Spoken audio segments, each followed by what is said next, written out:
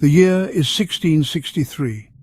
Imagine a world lit by candles, warmed by fireplaces. In Copenhagen, a Danish anatomist named Thomas Bartholin publishes a peculiar account. A woman in Paris, he writes, had been consumed by fire. Strangely, only her body was burned. The straw mat on which she slept remained untouched. This ignited a centuries-long debate. Could a human being simply burst into flames? This phenomenon, dubbed Spontaneous Human Combustion, or SHC, has captivated and terrified people for generations. One moment a person exists, flesh and bone. The next, they're reduced to ash, seemingly out of thin air. Could this really be a natural occurrence? Or does it point to something more sinister, something beyond our understanding? These tales, passed down through whispers and written accounts, laid the groundwork for one of the most enduring mysteries of our time.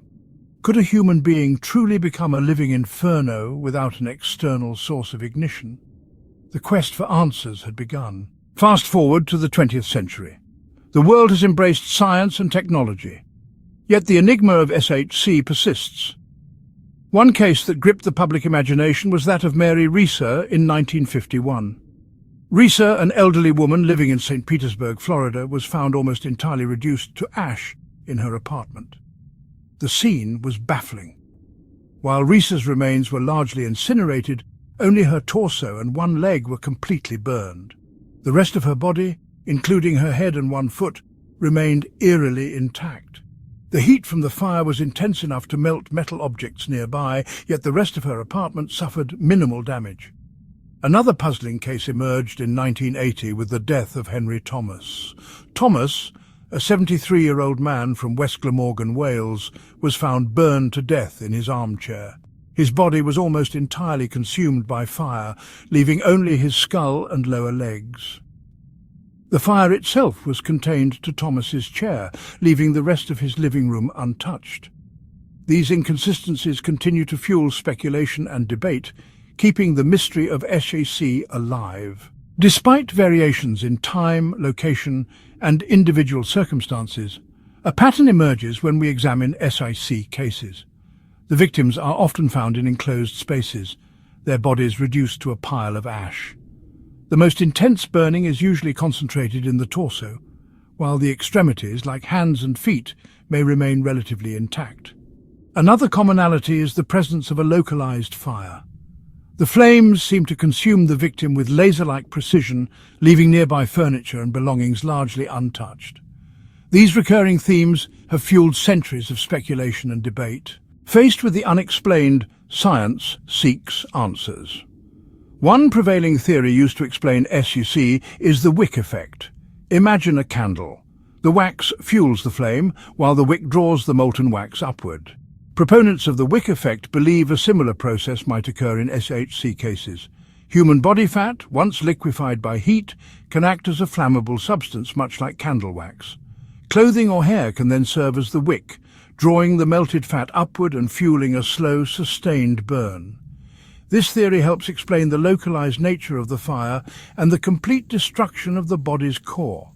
However, critics argue that the wick effect alone cannot account for the high temperatures required to incinerate bones and vaporize soft tissues.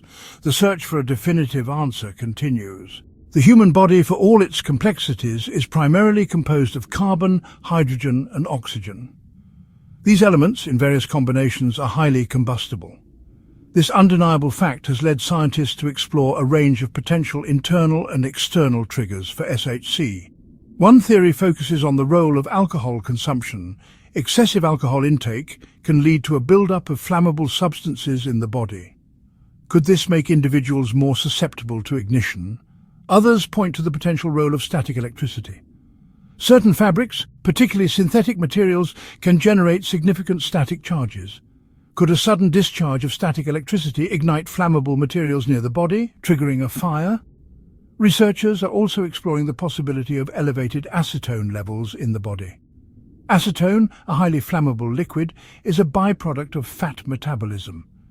Could this create a volatile environment within the body, making it more susceptible to ignition? While science seeks a rational explanation, others turn to the paranormal.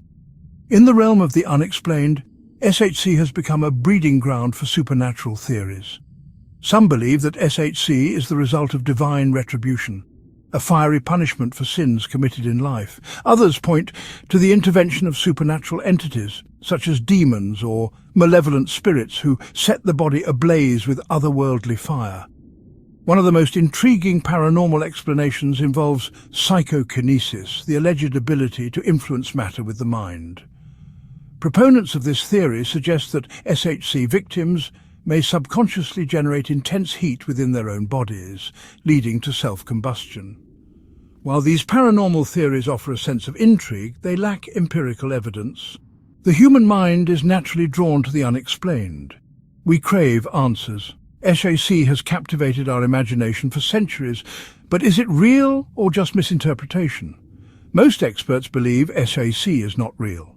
External ignition sources often explain SHC cases. The Wick effect offers a plausible explanation. Medical conditions and environmental factors may also play a role.